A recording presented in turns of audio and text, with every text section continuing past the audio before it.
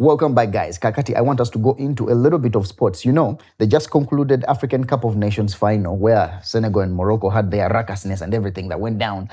Our own Magogo was there, and he was given the mantle or the flag to take on or usher himself into the usher East Africa, not himself. Usher East Africa into the hosting of the 2027 AFCON, African Cup of Nations. Yeah. So they were given that mantle, and the news articles were written, like you see here, and East Africa is holding the AFCON. There is this Ivorian sports journalist called MAMADOU Gaye. He said that East Africa doesn't have the capability to host this tournament. He has his reasons, but later on I will try to break down whatever he said, and I show you quite a number of stadiums that are being constructed. Some are done, and then I show you the roads, airports, trains, whatever that he criticizes to see if we are really ready as East Africans. Let's go. East African countries. Jambo, Kenya, Ubari, Tanzania, Pamoja, Uganda.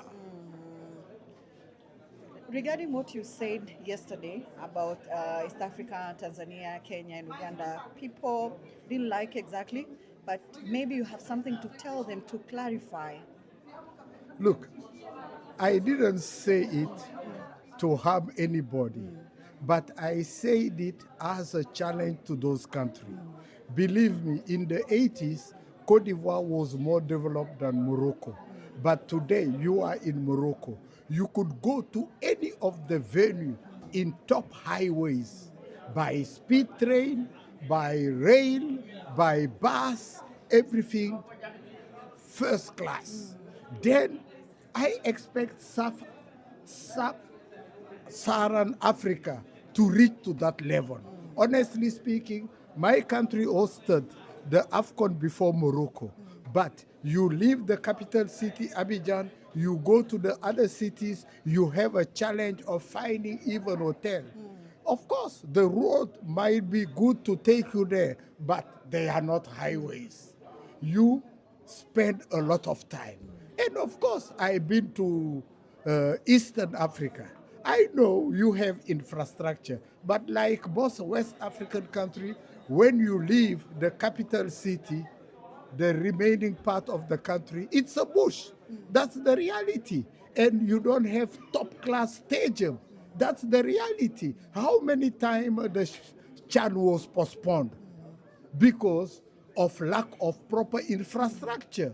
And remember, in '96, AFCON was given to Kenya.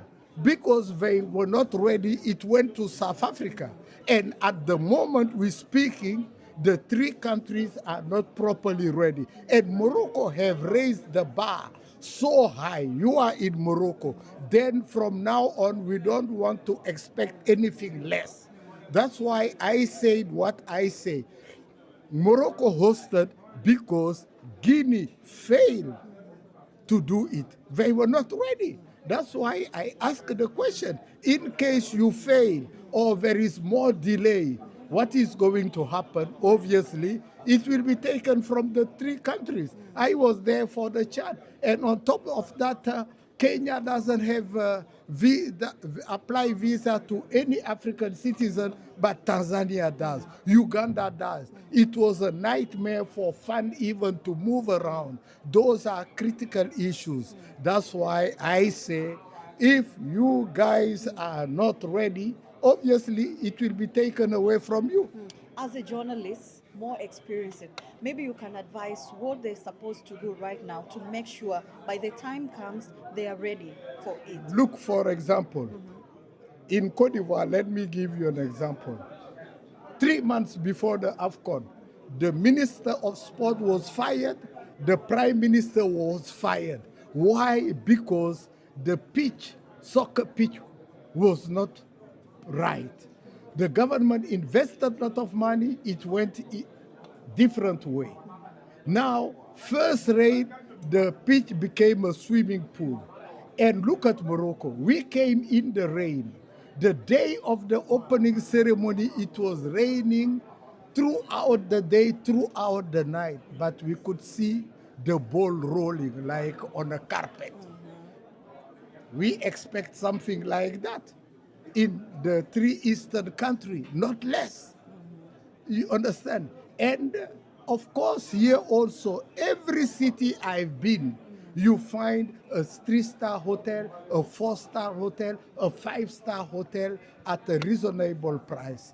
Then the AFCON, it's on the pitch and outside the pitch. The external facilities also are very important. When you're hosting, you have to build a proper network.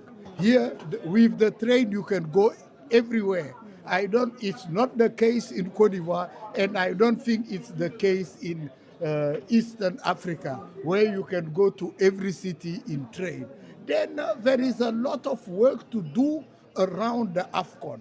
And if you do less than Morocco, believe me, everybody will criticize you bitterly than what I am saying now. Now I am just making a suggestion, but the critic will come in 2027. And believe me, if you're lacking, CAF will have no sentiment. They will take it away because they have done it so many times already. Even as I mentioned, they did it to Kenya already in the past. By the way, what you're saying here, it's like you don't find practical the idea of CAF having the zonal, like different countries from the zonal, to prepare major tournaments. Maybe it may be Chan, AFCON, whenever, or under 17, under 20. You don't like that kind of idea? No, the idea is great, but the countries must be perfectly ready to host. Today, CAF has reached another level. You can see so many countries are watching this AFCON, the facilities. And the judgment, the critics, is not Africa, it's the rest of the world. That's why we want the best for Africa. Anybody can host, as President Motsepe said it, African football is for everybody, for the 54 countries. But if you want to host, you must be ready. You must prepare your country for it, and you must build proper infrastructure. And let me tell you, sport will take millions of youth out of the street. But in most of our countries, we don't even have proper sport facilities for the youth to play. You drive here in Morocco, even at night they are playing football everywhere. That's what I want for sub-Saharan Africa. With the remarks, maybe, Mamadou, some Kenyans are calling, East Africans are calling maybe for you to apologize. They feel it was very harsh for them. They disrespected the Cree Nation. Why should I apologize? I feel that I am an Eastern African. I am a Kenyan, I am a Ugandan, I am a Tanzanian. I am an African and a true African. And I like to criticize myself so that we can improve. There is nothing I should apologize about. There are no more Kenyan, no more Tanzanian or Ugandan than me. We all belong to Africa. You see, this blind patriotism, I don't buy in it. We have to be open-minded and accept positive criticism. That's it. I have nothing to apologize for. Thank you. Thank you so much. Those are some really hard takes to take on. Anyway, he spoke about the visa thingy. Uganda has a visa from different particular countries, except the East African ones. So that's a very challenging bit. I don't know about Kenya, I don't know about Tanzania, but he says that Kenya doesn't have for most African countries. So that's one. Now, he spoke about hotels and the ability to be able to probably have good infrastructure, roads and hotels and stuff like that. Anyway, let's look at the stadiums. So in Kenya, they have the Talanta Sports Stadium, which is in Nairobi, that's being built. It's about to get done, I think. And then Moi International Sports Center, which is Kasarani, it's also still in Nairobi. They have Nyayo National Stadium, which is in Nairobi still. They have Kipchoge, which is in Eldoret, and Bukungu, which is in Kakamega. These are not in Nairobi, but I believe you can get there. There are airstrips and the roads are pretty okay. You can still drive there. When we go to Tanzania, they have Benjamin Mkapa Stadium. It's in Dar es Salaam. There is an airport. You can land there. Probably hotels are still. There is Samia Suluhu. Haha. She has a stadium in her name. Amazing. It's in Arusha. There is an airport. There is Dodoma Stadium, which is in Dodoma. And still, this is sort of like a capital city. You can still find hotels and stuff. There is Aman Stadium in Zanzibar. Zanzibar is still like one of the most beautiful cities in Africa. So you can still find a very nice hotel. Going on to Uganda, my special very nation, we have the Mandela National Stadium, which is in Kampala, pretty much. Yes, it's in Kampala, we shall say. And yeah, you can still find hotels in Kampala. Though the problem is, we don't have an airport in Kampala. Someone flies to Entebbe and they have to drive sort of like an hour drive to Kampala, find a hotel, and then drive a 30 minutes or an hour drive to the stadium, and then back to the hotel, depending on where they're going to stay in Kampala. And now they just concluded Hoima Stadium, which is in Hoima. And by the way, the Hoima International Airport is also being finished. It's being done. And that means if somebody wants to just like fly from wherever they fly from, they can land in Hoima. That's if their country is going to have their games from that stadium, and find a hotel there and stay there. Akibua Stadium in Lera, this one is just still under construction.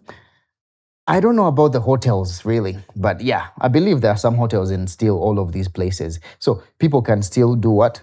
Find these stadiums and probably hotels and stuff. When it comes to security and safety and the ability for people to believe that they are safe, I don't know about that. Anyway, that's something to look into.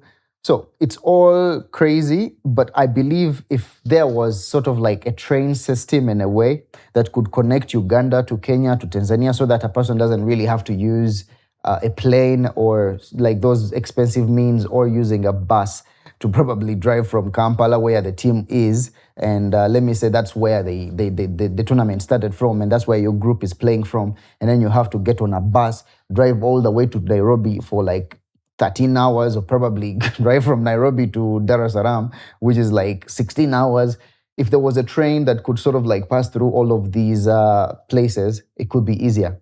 Probably this is what MAMADOU is talking about. Like the idea of having East Africa not as connected as it should be, it's quite challenging. And also the idea where he says that when you leave the city and you go to like the other places, it's a bush. That's true, but still, I don't think people are going to come to tour the country. They're just going to settle in the city, probably for a week or two, and then leave. So that's not going to be a big problem. I've just seen Thierry Henry commenting about the African Cup of Nations. So that means East Africa, whatever we are going to put up, is going to be watched by the whole entire world. Now, if we cannot come to the levels of what Morocco did, it means everything that they talk about East Africa and how shitty it could look like, it's going to be on the international stage. It's crazy, but yeah, that's what we have. Thank you for watching, and please leave your comments down below and see you in the next one. Peace.